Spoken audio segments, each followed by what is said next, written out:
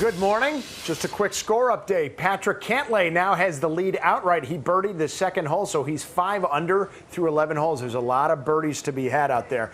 But now I want to talk about the first tee of Connecticut. If you've driven in on that access road to get to the parking lots, it's that beautiful building right there on the relatively brand new practice facility that's there. Mark Moriarty is the executive director of the first tee of Connecticut, which is a wonderful way to keep this game of golf growing through introducing young kids to it. Glad to have you here, Mark. Thanks for having us. Yeah, glad to have you here. Please tell people about, I tried to give the brief overview of what the mission of the first tee of Connecticut is about, but what's the overarching mission? Well, you did a good job. Thank you very much. Really, we've got two goals. Yeah. Grow the game of golf, and then as importantly, help to develop good young people through our 9 core values. So while they're out learning the game of golf on the golf course, we instill ideas like developing confidence, demonstrating good judgment, having respect for others, all things that are important when you're playing golf, but when you're out in the world. So we're really proud to do that. Self-reliance, honestly, humility. I don't know if that's one of the core values, but golf will humble you very quickly. That's right. But also the accountability, that golf is a game where you're supposed to call penalties on yourself. You hold yourself to a higher standard. That's right. And so that would be in our 9 core values, integrity. Yes. Doing the right thing when others aren't watching. Right. On the golf course, it's imperative. But honestly, on the golf course, it's not all that important. I mean, if you have integrity when you're in school, when you're at work, when you're home with your family, those are really things that we're proud when young people can demonstrate and take advantage of. And you guys are celebrating an anniversary this year, right? This is our 20th birthday, our 20th anniversary. So the first tee started in 1999. I wasn't here then.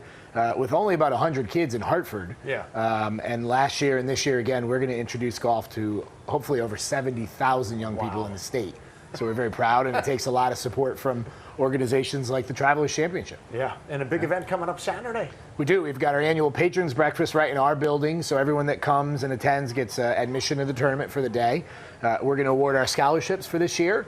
30 young people from grades 5 all the way through those working on their masters will be awarded some financial aid, and we're really thankful to our sponsorship and our patrons of our scholarships to support that. Of course, people at First Tee organizations across the country are doing great work, but I just find it tough to imagine some of them have a better deal location-wise than you have right here on site at TPC River Highlands with a brand spanking new building. How has that really helped you in your mission?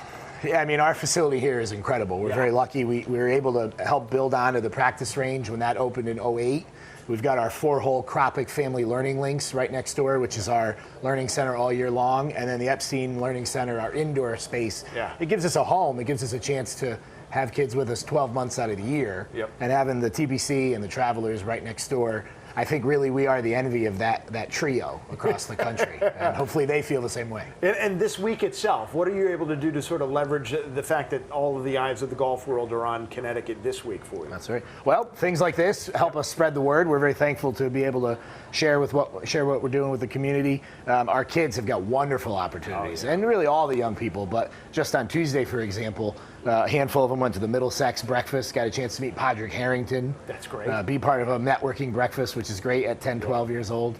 The Eversource Junior experience in the afternoon was rained indoors this year, but kids get a chance to play a few holes with a pro, learn what life on tour is all about, and we had a young man named Colin, 22 years old, just coming in from the U.S. Open, graduated college a month ago. So they hear it differently from guys like that. You know? They do, people a little bit closer. Although you can't sneeze at Padraig Harrington, a 3-time major winner right there. That's exactly right. It's great to be able to see him. Mark, thank you so much for joining us. It's our pleasure. Thank you very much for the opportunity. The Executive Director of the First Tee of Connecticut. That is great. All right, folks, our coverage of the Travelers Championship continues here at TPC River Highlands. Taking a quick look at the 10th hole. A lot of birdies to be made there today in what's traditionally a very hard hole, in part because there's that big old tree right in the middle of the fairway.